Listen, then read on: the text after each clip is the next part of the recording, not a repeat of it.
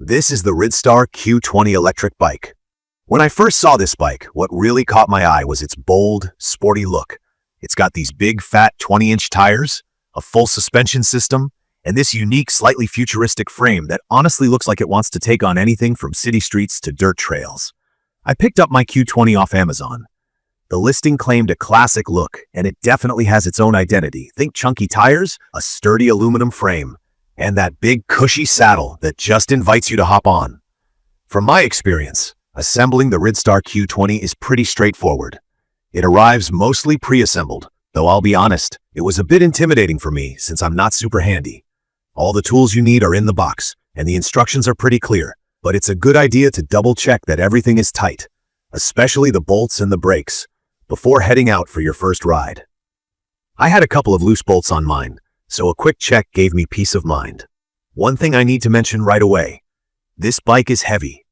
I mean, it's around 80 pounds with the battery, and you feel it if you're trying to lug it upstairs or move it into a vehicle. That said, once you're rolling, the weight isn't a huge deal, but just know up front, if you're looking for something super portable, keep this in mind. Let's talk key features.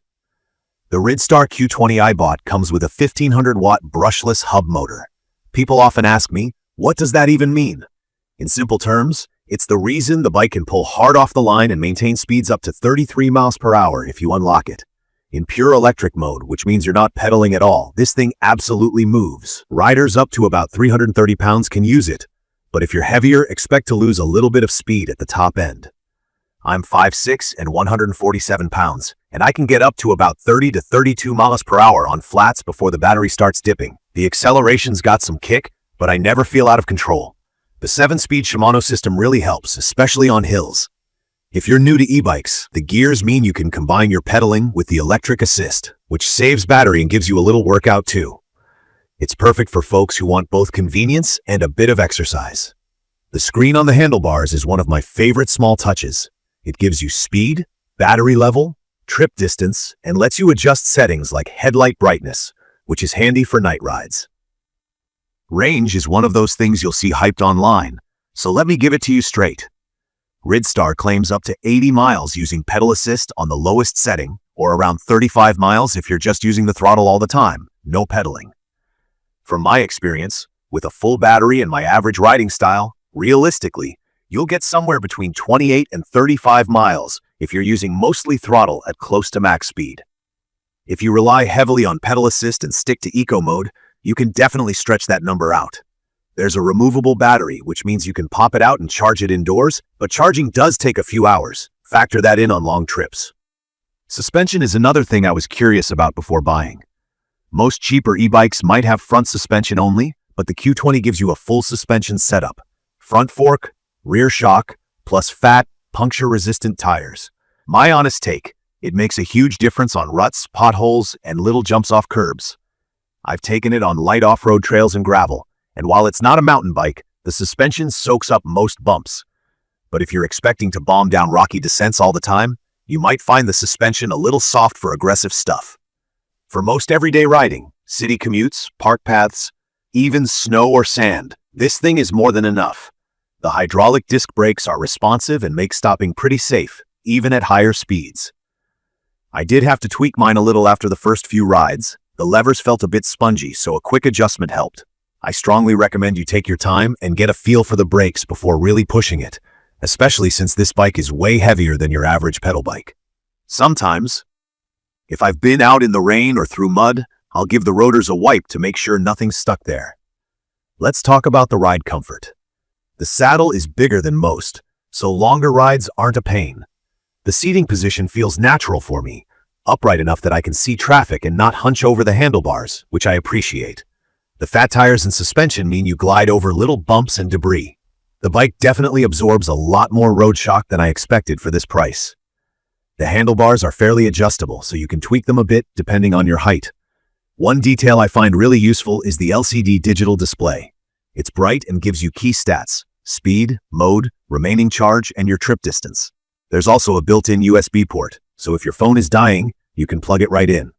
It even comes with a phone holder, which I didn't think I needed until I used it for GPS on longer rides. Headlights and taillights are bright, and you can actually change the brightness in the settings. Nighttime visibility is solid, and the brake light lights up when you hit the brakes, a feature I always look for, especially riding in traffic. There's also a horn, which to be honest, could be a little louder, but it does the job. Storage is a mixed bag for me. There's a small storage box out back, which is fine for tools or a small lock, but don't expect to stash much more than that. If you're carrying groceries or daily essentials, you'll want a backpack or maybe look into modding a rear rack. On the topic of modding, just about everything you'd want to replace, from brake pads to the display to the pedals, you can find it online, usually on Amazon. This is a big plus for me because it means I don't have to hunt for hard-to-find parts from the manufacturer. I'd recommend this for new riders or folks who want something reliable for commuting, recreational rides, or even those just-because trips around the neighborhood. The Q20 is definitely not built for super technical off-road stuff, but it's more than comfortable on city streets, bike paths, and tame trails. The fat tires and suspension handle rain, snow, and uneven roads better than most bikes I've owned. Maintenance so far has been minimal. Just tighten bolts once in a while, keep the chain clean, and maybe check the brakes every few weeks. I do suggest checking the hydraulic brake fluid if stopping power feels off. I had to give mine a quick bleed after about a month. There are a couple of things that could be better. The charger feels a bit flimsy, and while I haven't had issues yet, I'd love to see Ridstar include a beefier one in future versions. Also, for taller riders, the seat post might feel a bit short, so you may want to swap it out for a longer one. Battery life is holding up for me, though after weeks of use, I do notice it takes a little longer to charge than when I first got it. Still, the removable battery is a huge convenience. Weather hasn't caused me any issues yet, especially with the IP54 water resistance rating, but I do take it easy in heavy rain since e-bikes and water never fully mix. From my experience, the biggest question is it worth it? For around $1,000, including shipping, you're getting 95% of the performance and style of bikes that cost double or triple. Sure, bikes like the Super 73, Graffiti X, or Onyx look flashier and can go even faster, but those cost thousands more. Unless you really need that extra power, or just want to flex the badge, Q20 gets almost everything right: speed, comfort, and reliable build for daily riding. If anyone asks me if it's the best electric bike money can buy, I'm quick to say that while it's not perfect, it's easily the best value for the price I paid. I don't worry about taking it out at night or locking it up at the grocery store the way I might with a more expensive e-bike. Even if it got dinged or scratched, I'd be annoyed, but not heartbroken. In conclusion, the Ridstar Q20 electric bike stands out for its power, solid suspension, and comfort. It's perfect for city commuting, weekend adventures, or anyone wanting a fast, sturdy, fat tire e-bike without spending a fortune. If you're new to e-bikes, want something reliable that doesn't need a lot of upgrades to get started, or just want to see what the buzz is all about, I'd recommend giving the Q20 a shot. With a year of warranty and good customer support, you've got some peace of mind to ride worry-free. You can find detailed information about the Ridstar Q20 electric bike in the comments section. See you in the next video.